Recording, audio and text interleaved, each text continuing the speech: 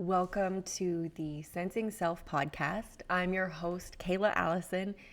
If you've been following me for a while, then you'll know I haven't picked up a mic in 2 years, but I'm back and I am so glad that you are here.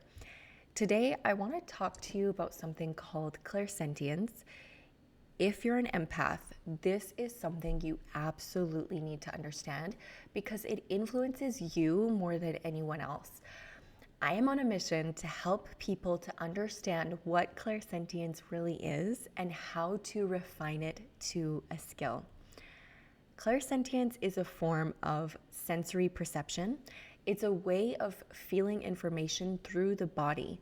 This shows up as getting goosebumps, having a gut feeling, or picking up on other people's moods, emotions, energy, and even symptoms. It's a psychic ability that the most famous mediums use on stage, like Teresa Caputo. When you hear her saying things like, "I'm feeling a tickle in my throat," which is my sign and symbol for, this is a real ability that many people have but don't understand, and especially people who are highly empathic. Today, I'm breaking down 3 phases of clairsentient mastery. For those of you who know that you pick up on other people's energy and emotions, this one is for you. If you've ever struggled with going out in public because you feel drained afterward, this episode is going to help you to understand why that is and how to start training this skill into mastery. Most people think that clairsentience is something that you either have or you don't. You're either sensitive or you're not. You're intuitive or you're not, and that's not accurate. Clairsentience is not an identity, it's a perception, and perception follows developmental stages. What most people call being an empath is actually the early stages of feeling sensation in the body without being able to interpret what it means or what to do with it, and that's why they get overwhelmed. Through training, they can refine their ability to sense energy and emotion, which happens in phases. So there are 3 phases of clairsentient mastery, but most empaths never move past the first. Today, I'm going to map the full progression, not to label you, but to orient you so you know where you're at. Because when you understand the phase that you're in, you stop personalizing your struggle and you start developing a skill. So one of the biggest sources of confusion around sensory perception is this. Sensitivity gets treated like a personality trait, something that you are. But perception is a capacity of the nervous system, and capacities can be trained. When you don't understand the mechanics of perception, everything feels emotional or overwhelming, but when you do understand it, things become precise. Clairsentience is simply the ability to detect subtle internal and external signals through the body. The body reads before the mind interprets. If that system is untrained, it feels chaotic. But when that system is trained, it becomes leadership. So the first phase is where most empaths live. This is the phase of heightened awareness without orientation. You feel everything, but you don't know why. You walk into rooms and your body shifts. You talk to someone and your chest tightens. You wake up drained and assume something spiritual or cosmic happened. In this first phase, you're highly perceptive, but you feel sensitive. Here's what's actually happening. Your nervous system is detecting micro signals, facial expressions, tone of voice, how the room feels, the emotions that people give off. The body registers it instantly. But because you were never taught sensory perception as a skill, the mind rushes in to interpret, to make meaning of things. That's the mind's job. The brain starts labeling every sensation and flags it. It then starts pulling from your past, your lived experience, and suddenly their tone of voice becomes a threat. Their emotions become a weight on your shoulders.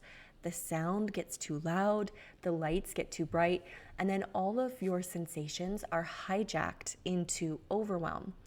When that happens, you drop into heightened nervous system responses. You start holding the tension, the sensations, because you don't know what to do with them. Everything you feel starts to feel like you, and you start to feel like everything. Lines have blurred and circuits have crossed. And by the time you get home safe to your bed, you feel like you need hours or maybe even days to recover. Does this sound familiar?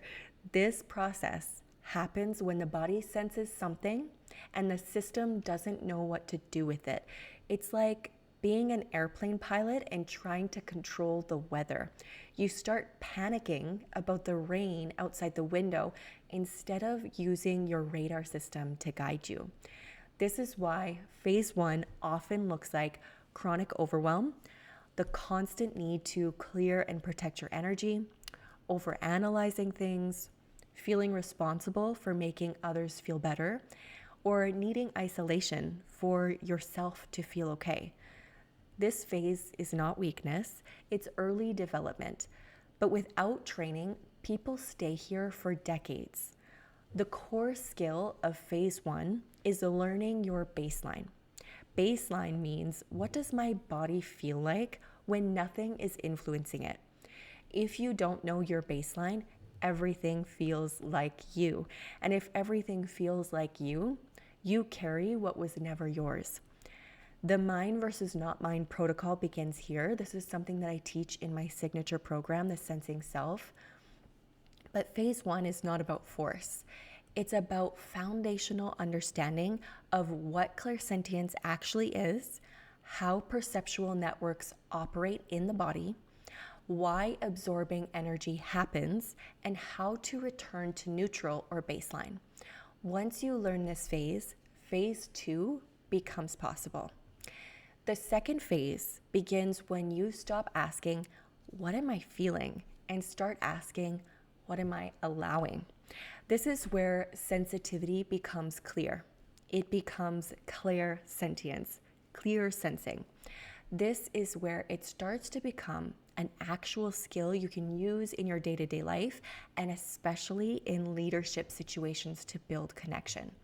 You begin to recognize distortion. Distortion is perception mixed with fear, projection, or unprocessed emotion. Remember earlier when I said the brain starts labeling every sensation and flags it? The brain is always operating from what it knows and predicts what will happen. So when you are perceiving the world through old lenses, you end up repeating the same patterns, even ones rooted in pain, suffering, and struggle. That's how our perception can become distorted. But intuition is perception without distortion.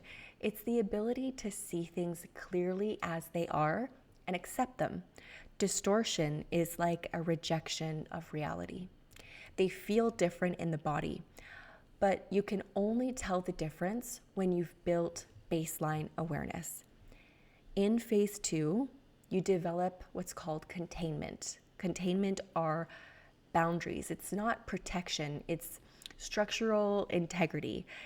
If intuition was a house, containment would be the walls of the house. It's the boundaries that decide what gets in or out. It's how everything flows. Containment is the ability to register sensation without feeling like it's a part of you and you are a part of it. It's the ability to stay in your body, even in the presence of others. It's how well you allow emotions to move through you. And it's about the body becoming a bridge, a channel. Most people attempt grounding here. Grounding is helpful. That's your foundation. But grounding alone does not create clear walls or edges.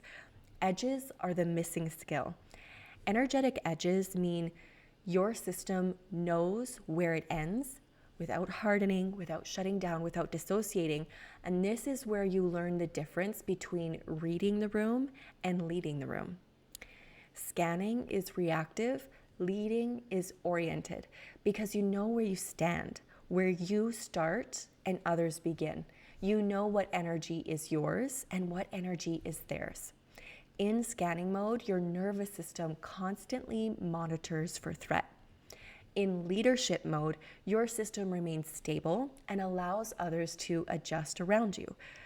Phase 2 often looks like increased clarity, less absorbing energy and emotions that aren't yours, greater confidence, but at times you're still destabilized by high emotional charge or overstimulating situations. This is the phase where many highly perceptive people stall because they feel better, but they haven't fully stepped into leadership. That is phase 3. In phase 3, sensitivity is no longer something that you manage, it's something you direct. Your presence becomes influential, not because you dominate or manipulate, but because your system is stable. Decision-making shifts, you don't overthink, you feel into precision, communication sharpens, you speak without giving energy away. Your relationships to others strengthen, and you can easily be in a room full of people without feeling overwhelmed by sensation. You can feel things without becoming responsible for fixing it. You move from, can I handle this, to I can truly be here and be present. This is where stage mediums operate, strong teachers function, calm executives thrive, and sensitive leaders build great teams. Phase 3 is not louder, it's cleaner, it's disciplined, it's intentional. Your sensitivity becomes an asset, not a burden. Most empaths never move past the first phase, and this is not because they lack ability, but because no one teaches this as a skill progression. They think feeling deeply is the mastery. It isn't. Stability is. Clairsentience is not a personality trait, it's a perceptual capacity, and perceptual capacities can be trained. So here's the real question. Which phase are you in? Are you overwhelmed and unoriented? Are you stabilizing but still shaken under charge? Or are you leading through perception?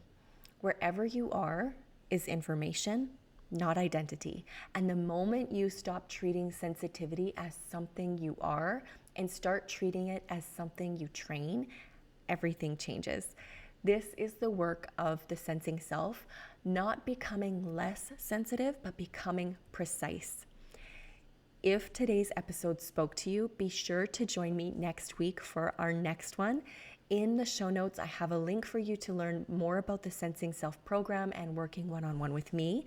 Thank you so much for listening. I will catch you again on the next one.